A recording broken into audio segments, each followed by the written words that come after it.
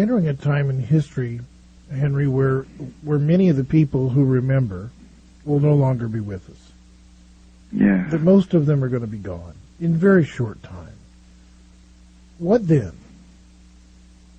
Well, my own feeling is that while it's true that that survivors were very instrumental in building the museum in Washington and in echoing what happened to them, and that some of the noise we hear, and which will pick up to a crescendo in April, which is Holocaust month, that some of the noise may in fact stem from them. But my own sense is a little different.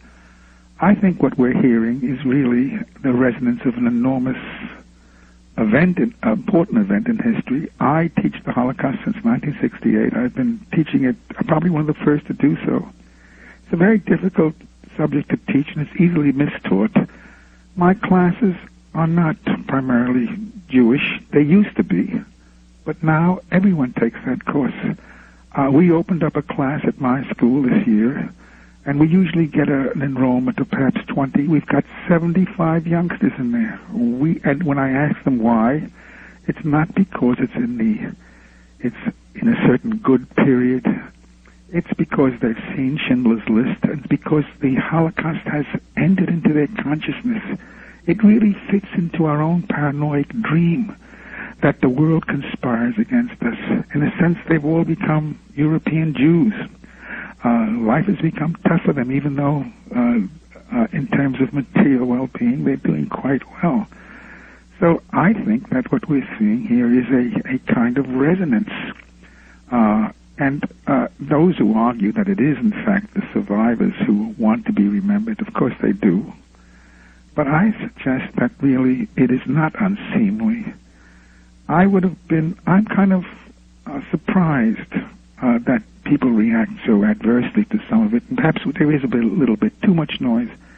But when your neighbor's house is on fire, and you see it, you must make the warning.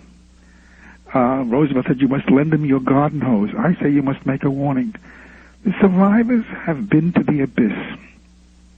They have seen how thin the veneer of civilization is. They are the ones who have witnessed it. They could be quiet.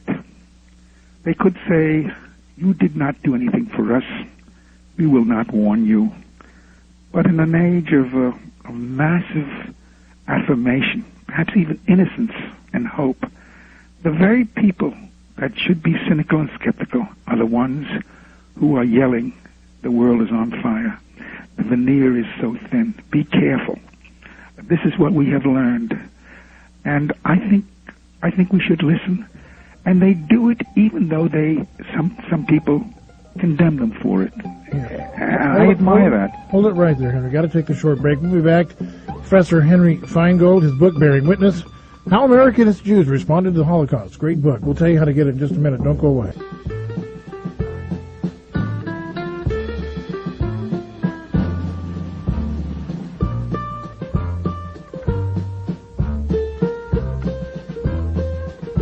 All right, welcome back, ladies and gentlemen. Professor Henry Feingold with us in the Holocaust special this evening, Bearing Witness, How Americanist Jews Responded to the Holocaust. First, Henry, how do people get your book if they want to read it?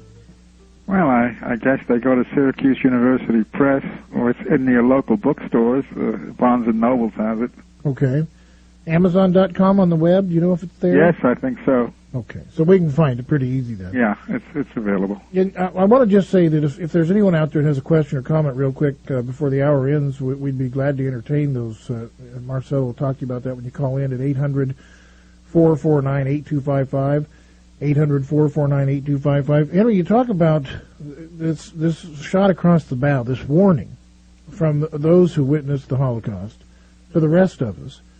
And yet, when I look across this landscape of this ever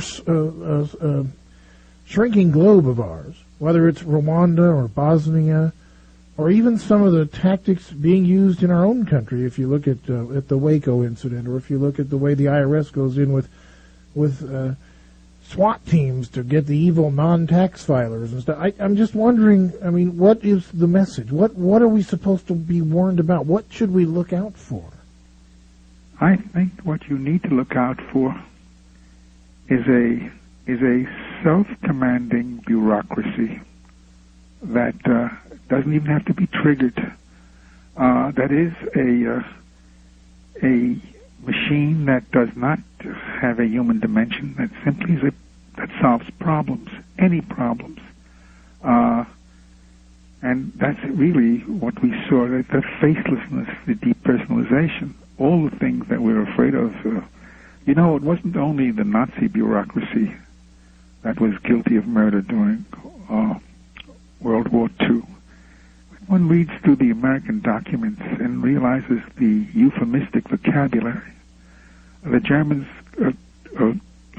converted all victims into what they called pieces. We speak not of Jews in our documents. The Germans speak only of Jews. We speak of political refugees, a euphemistic vocabulary. In fact, the code word for the final solution, which was originally resettlement, was used much more in American documents and then picked up in German documents. The bureaucracies, the heartlessness was the same. The obtuseness, the lack, the inurement. These were not people. These were merely so many units that had to be processed.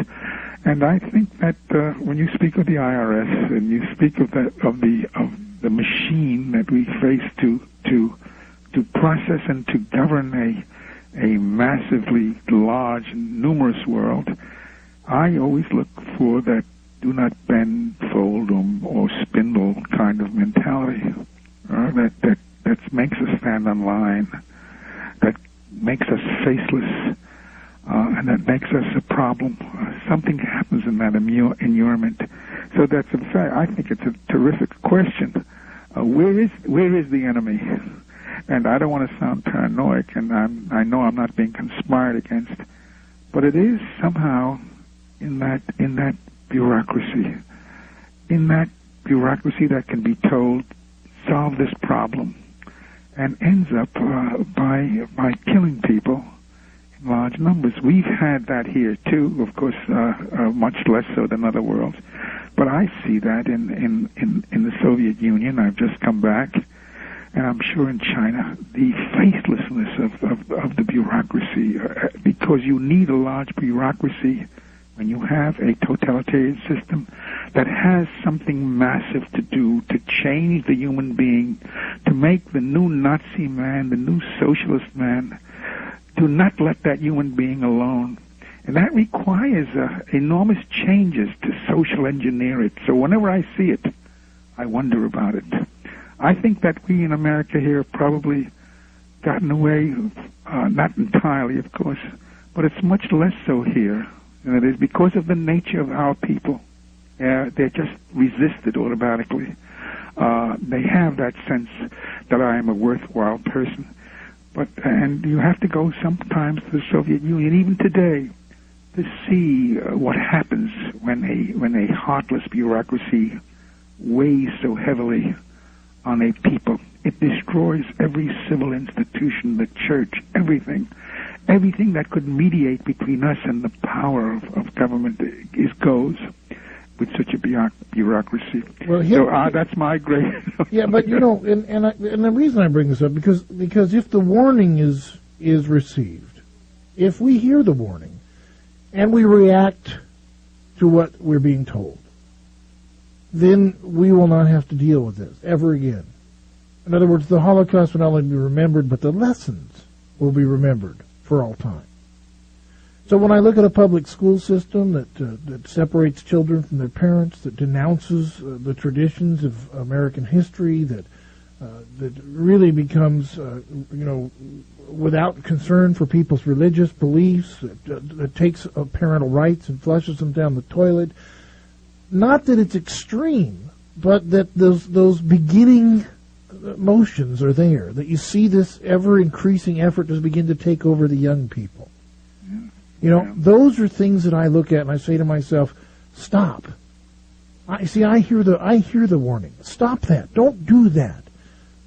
Government doesn't need to have the power to reshape the consciousness of my child, to socially engineer the children of America for some auspicious future that may or may not even come, depending on world events. Just teach my children how to read and write. We'll take care of the rest at home. Right, absolutely right. And so when I see those things, then I ask myself, is this how it starts? And shouldn't we, early in the game, before it becomes so powerful that you can't stop it, shouldn't we be saying stop? That's right. And when you hear them say the next time how few voted in the last election, remember that one of the things that saves us is that we still have private lives. We're not all in the polis. We can retreat to those. They haven't been totally destroyed. And there is a privateness, and that's where the freedom lies. In a sense, what we really have to do is take care of that private sphere.